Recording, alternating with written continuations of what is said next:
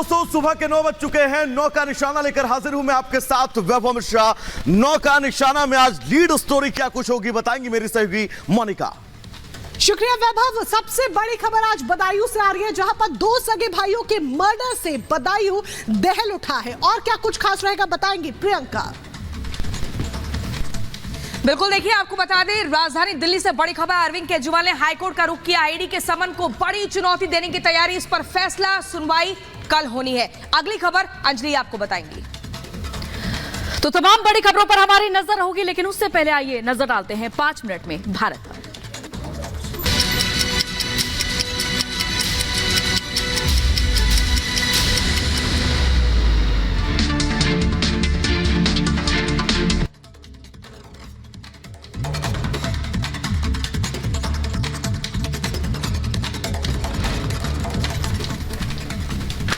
बदायूं में आरोपी साजिद का एनकाउंटर के बाद तस्वीरें सामने आई। 2 बच्चों की हत्या मामले में था फरार।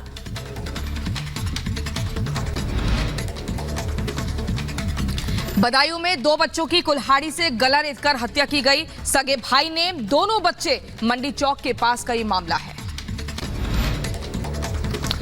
बदायूं में 2 नाबालिग भाइयों के हत्याकांड पर मृतक की मां का खुलासा। मीडिया को बताई पूरी वारदात, प्रशासन से लगाई इंसाफ की गुहार। बदायूं में आरोपी से मुठभेड़ में एक सिपाही भी घायल हुआ, अस्पताल में कराया गया भर्ती। बदायूं में 2 भाइयों की हत्या के बाद इलाके में तनाव का माहौल, छावनी में तब्दील हुआ इलाका। पुलिस की भारी भीड़ पीड़ित के घर पर मौजूद। आरएलडी नेता लालू प्रसाद यादव और तेजस्वी यादव से मिले पप्पू यादव। बीजेपी को 0 पर आउट करने की रणनीति पर चर्चा की।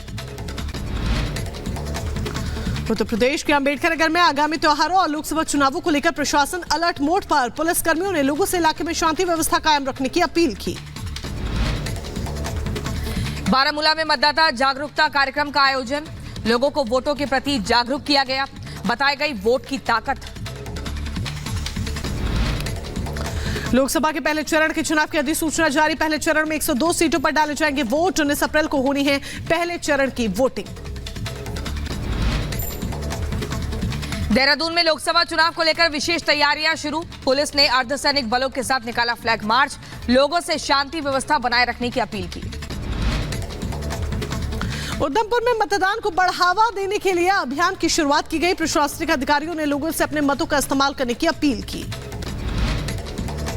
लोकसभा चुनाव को लेकर उधमपुर में भी विशेष तैयारी। जिला प्रशासन पूरी निष्ठा से निभा रहे अपनी जिम्मेदारी। लोगों को मतदान के प्रति जागरूक किया।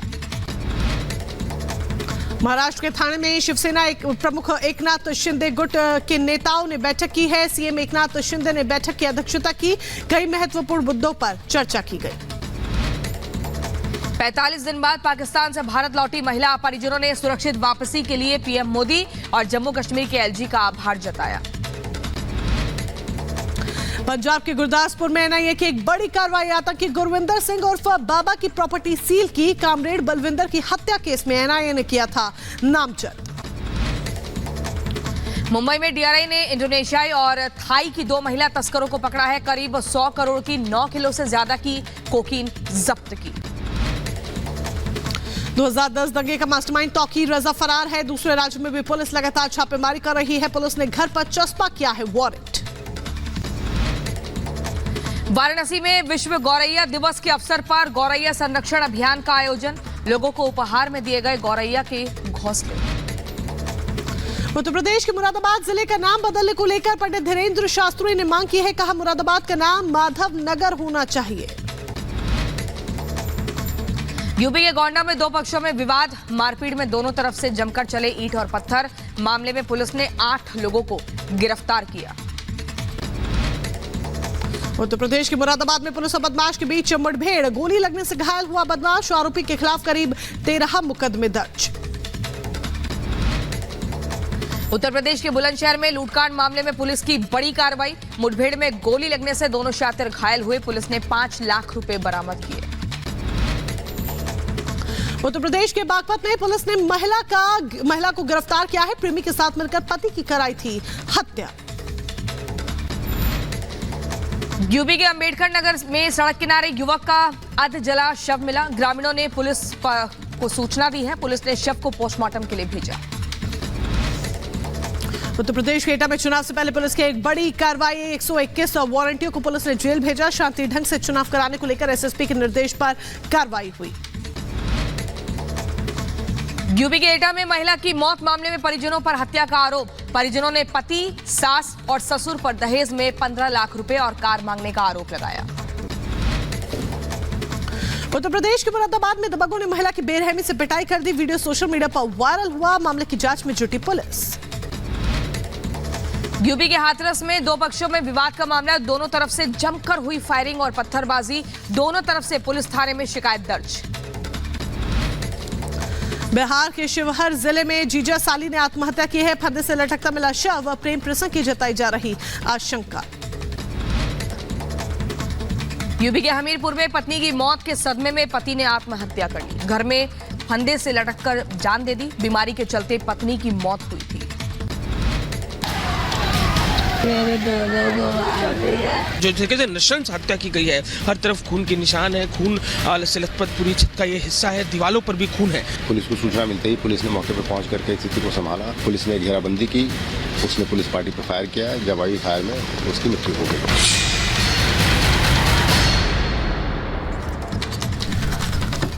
तो चलिए अब आगे बढ़ेंगे और बात बदायूं की उस बड़ी खबर से जुड़ी करेंगे, जहां पर आपको बता दें आरोपी के एनकाउंटर के बीच अब इस पूरे मामले में पुलिस ने एफआईआर दर्ज कर ली है। इस एफआईआर में दो लोगों का नाम है। पहला नाम साजिद और दूसरा नाम जावेद, जो अभी तक फरार है। जावेद को लेकर भी अब धरपकड़ जारी कर दी गई है।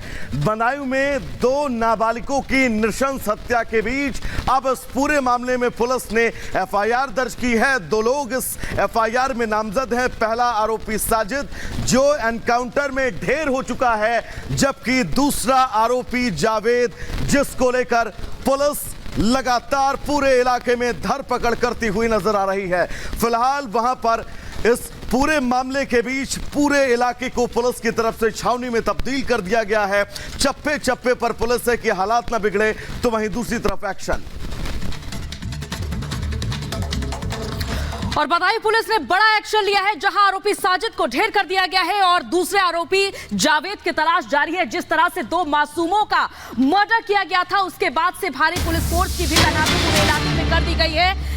जिस तरह डबल मर्डर का ये मामला सामने आया, उसके बाद पुलिस का ये ताबड़तोड़ एक्शन जारी है और इस मामले में एक आरोपी साजिद, जिसका नाम था, उसे ढेर कर दिया गया है और दूसरा आरोपी जावेद, जिसकी तलाश में पुलिस की टीमें अलग अलग जगह पर छापेमारी कर रही है। तो वहीं इलाके में जहां तोड़फोड़ हुई थी, आगजनी हुई थी, वहां पर भारी पुलिस फोर्स की तैनाती कर दी गई है। मासूमों की उस तरह से हत्या कर दी गई थी घर में घुसकर। इन्हीं आरोपियों ने, जिनकी तस्वीरें हम आपको टेलीविजन स्क्रीन पर दिखा रहे हैं, इन्हीं आरोपियों ने उन दो मासूमों की हत्या कर दी थी घर में घुसकर। और आपको बता दें, इस मर्डर के बाद से इलाके में मातम का माहौल पसरा हुआ है, गमगीन माहौल है। और ऐसे में हमारे संवाददाता ने ग्राउंड जीरो पर पहुंचकर वहां पर लोगों से बातचीत की। आपको सुनवाते हैं।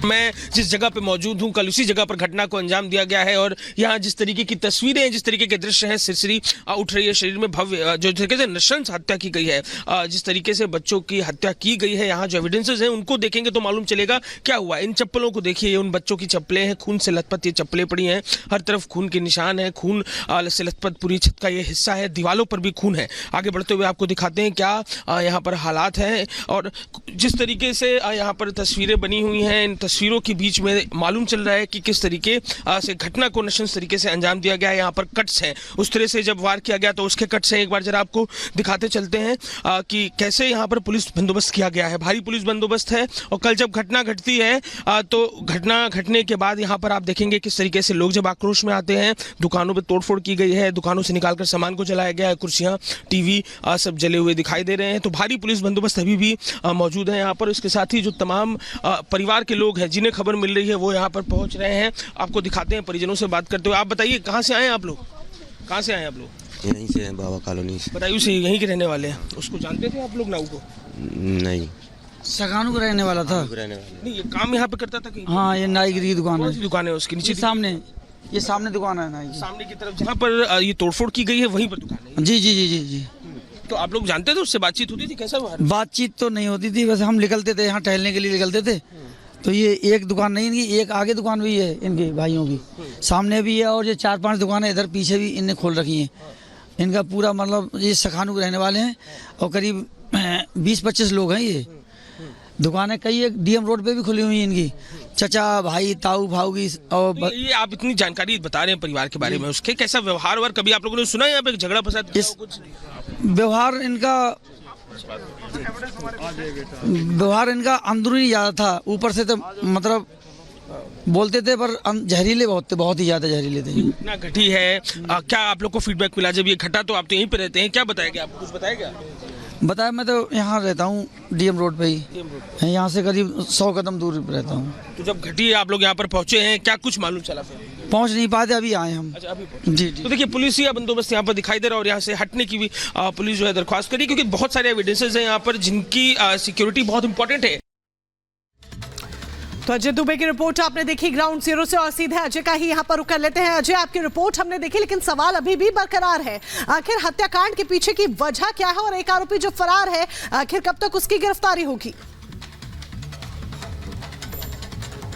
बिल्कुल, हत्याकांड के पीछे की वजह, ये केवल हत्याकांड नहीं है, नृशंस हत्याकांड, जिस तरीके से मासूम बच्चों को काटा गया है, उसके पीछे की वजह क्या है उसको लेकर पुलिस तफ्तीश कर रही है। दो पहलू जो अब तक निकल के सामने आ रहे हैं, कुछ आर्थिक लेन देन से जुड़ा हुआ पारिवारिक आर्थिक लेन देन, कुछ उसको लेकर विवाद रहा हो, और इसके अलावा एक दूसरा पहलू, मैं इस समय मौजूद हूं जो दुकान थी, उस सैलून की जो दुकान थी, उस नाऊ की जो दुकान थी, वहां पर अभी आपको बिल्कुल साफ सुथरी तस्वीरें दिखाई देंगी, अंदर बिल्कुल साफ कर दिया गया है कमरे को, लेकिन अब से कुछ देर पहले यहां पर टूटे कांच, टूटा सामान बिखरा था। इसी सैलून में वो काम करता था, और जब घटना को अंजाम देकर भागता है तो बदायूं के लोग आक्रोश के, जिस तरीके से घटना को अंजाम दिया, उस घटना से आक्रोश पर यहां पहुंचते हैं और जो सामान रखा था उसे आग के हवाले कर देते हैं, दुकान में तोड़फोड़ करते हैं। ये वो दुकान है और सामने देखिए वो घर है, इसी घर में वो बच्चे, मासूम बच्चे रहते थे।